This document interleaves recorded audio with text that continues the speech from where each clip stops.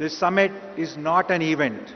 It is an invitation to the world to join hands with the government of Telangana in building a future-ready state where innovation, investment and inclusive growth will thrive together. Congratulations, sir, for a beautiful. A new city concept has been created using this event, which itself is a very new achievement, sir. So once again, congratulations on that.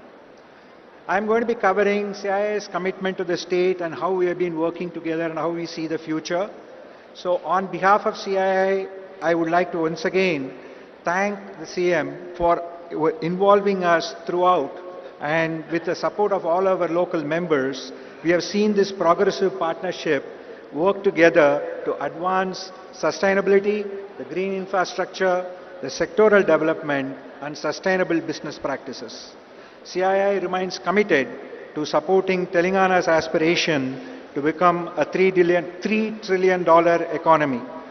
Our focus will extend beyond Hyderabad to ensure balanced regional development, promote gender diversity, strengthen MSME competitiveness, and most importantly, support between 50 to 100,000 farmers to transition into MSMEs, creating new opportunities for rural entrepreneurship outside of Hyderabad.